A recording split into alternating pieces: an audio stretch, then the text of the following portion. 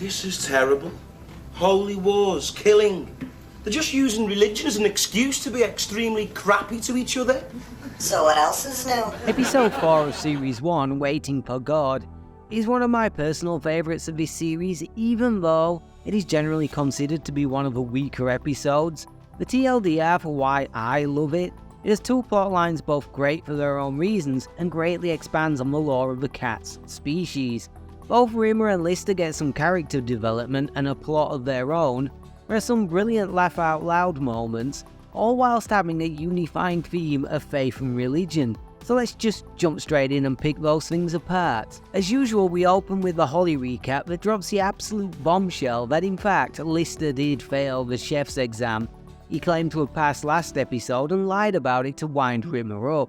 Originally this was going to be a tertiary plotline, but was relegated to the Holly wrap-up due to pacing with the episode already having two main plotlines. The first scene is the first time in this series we don't get both Rimmer and Lister together at the opening of an episode, with Rimmer appearing with Holly on the bridge so he can listen to the captain's confidential personnel reports. Delighting in the fact Captain Hollister thought Lister was a lazy slob who is going nowhere, far less enthused when he discovers that the captain described him like this. Astoundingly zealous, possibly mad, probably has more teeth than brain cells. Which, let's be honest, is the perfect summing up of Arnold J. Rimmer.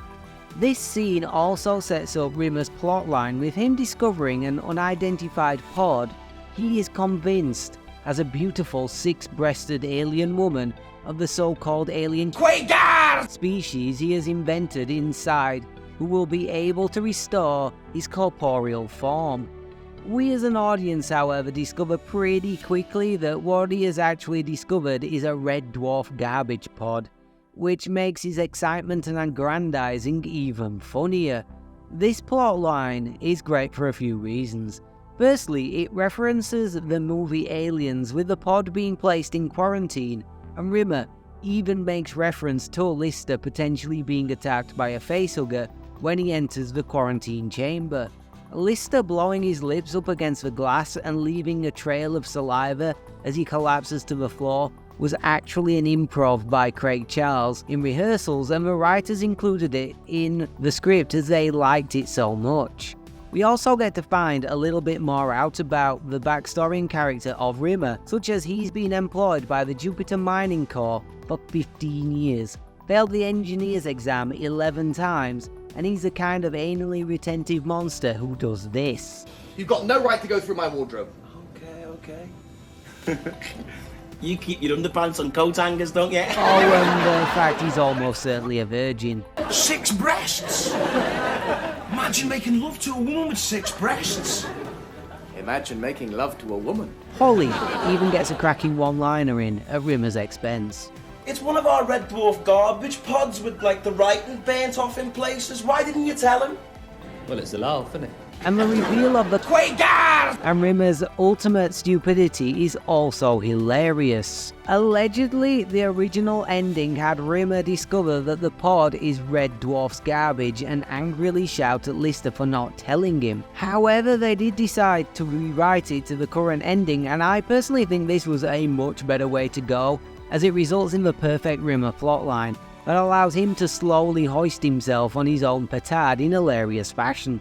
This plotline also fits in with the overall theme of the episode of faith and religion, with the atheist Rimmer having blind faith in this alien species he has invented in his own mind. Lister also gets his own plot that sets out the backstory of the cat species. For a start, Lister is the god of Felis Sapiens, except they call him Cloister the Stupid, with his dream of moving to Fiji to open a donut and sausage diner mentioned in episode 1, becoming Funchal, the cat's idea of heaven. Holly reveals that the cats fought various holy wars over the reading and interpretation of inconsequential details within the sacred text, to the point they had a whole war over which colour sacred hats they should wear, red or blue, both sides being wrong as they should have been green. There's actually a bit of a flub whilst Holly is explaining this war, as both sides are actually wearing red hats.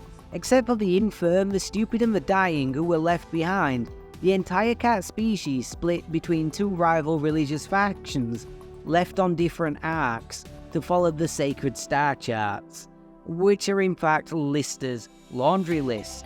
We also get to meet the only other remaining member of the Felis sapien species on board Red Dwarf when Lister goes in search of the cat inside Supply Pipe 28, where he finds a priest of the Red Hat faction who was left behind because he was blind. The actor Noel Coleman plays the priest and apparently had trouble getting his lines right as he was unfamiliar with the vernacular used and the script was constantly being rewritten.